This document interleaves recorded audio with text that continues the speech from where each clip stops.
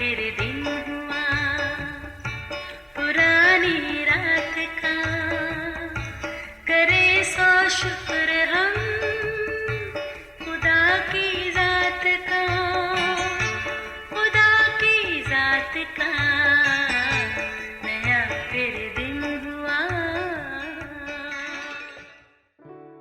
आज की आयत, सलामती के साथ खुशनवाला इससे बेहतर है कि घर नेमत से पुर हो और इसके साथ झगड़ा हो। इमसाल 17 बाब पहली आयत। अजीज़ों, शायद 2-1 दहाई पीछे की बात है जब टीवी पर और बड़े बड़े खंभों पर इश्तिहार लगे होते थे कि बच्चे का खुशहाल घराना, यानी नज़रिया ये था कि घराना छोटा होगा तो ही खुशी और खुशहाली आ सकती है। खैर, घराना छोटा हो या बड़ा, खुशी और खुशहाली का ताल्लुक खुदा की दी हुई दिल की खुशी और ज़हनी सुकून से है। अगरचे हर वालिदैन की ख्वाहिश और कोशिश भी यही है। खुशी खुशहाली ऐसे फूलों की मानद है जो आसपास के माहौल को महकाए रखते और ताजगी के एहसास को बरकरार रखते हैं। इसमें अभाम नहीं कि वैसे तो दिन भर घर के तमाम अफराद अपनी अपनी जगह मसरूफ़ रहते हैं, मगर दस्तरखान एक ऐसी जगह है जहाँ खाने के वक्त सब यकजा होते हैं। ये ख़ानदानी तौर पर इकट्ठे खुदा से बरकत पाने, एक दूसरे का ख्याल रखने और खुशगवार गपशप लगाकर रिश्ते को तक़वियत देने का मौका होता है। इसलिए हर घर के बुजुर्ग दस्तरखान पर इकट्ठा खाने की रीत को बरकरार रखने की तलकीन करते हैं।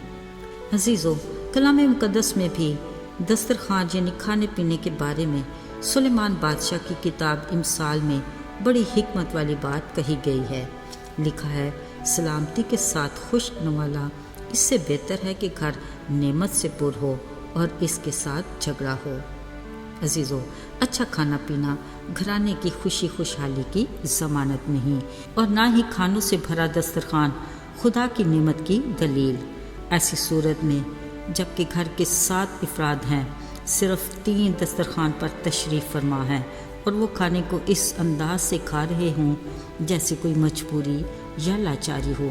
ऐसे खाने का क्या मज़ा जिसमें आपस में बैठे रिश्तों की ना तपश हो ना मोहब्बत की मिठास।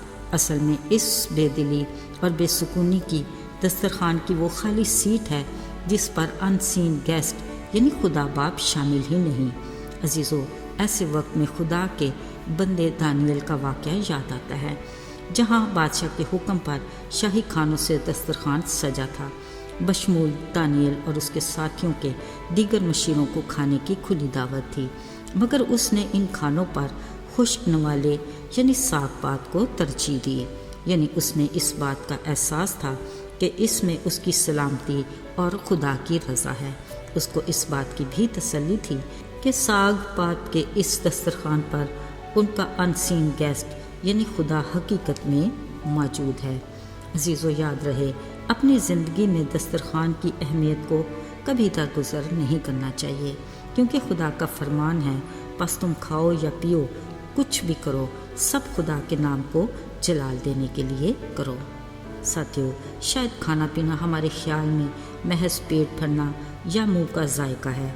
ये अलग बात है कि कुछ लोग महज ज़िंदा रहने के लिए खाते हैं या कुछ ज़िंदा ही खाने के लिए होते हैं, मगर इस हकीकत से इनकार नहीं कि ज़िंदगी खाली खुदा की बहुत बड़ी नेमत है, जो उसकी रफ़ाकत और उसके नाम को जलाल देने के मकसद से मुबर्रा नहीं।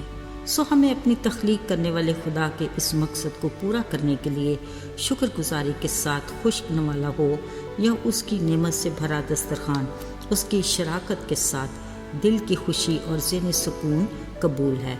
वो कहते हैं ना, where there is no Jesus there is no peace, but where there is Jesus there is piece.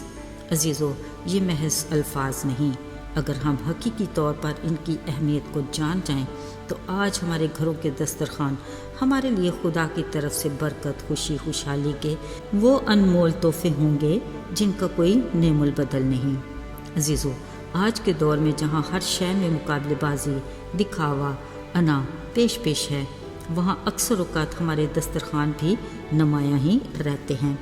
ये हमारे रब का फ़ज़ल है, वो जिसको जितनी भी तौफ़ीक दे। مگر خیال رہے ہمارے دسترخوان پر خشک نوالا ہو یا کھانوں سے بھرا ہوا میز، ان کا اصل لطف اور مزہ محبت، صلح، امن، سلامتی اور خوشحالی اور اس کی شراکت ہے۔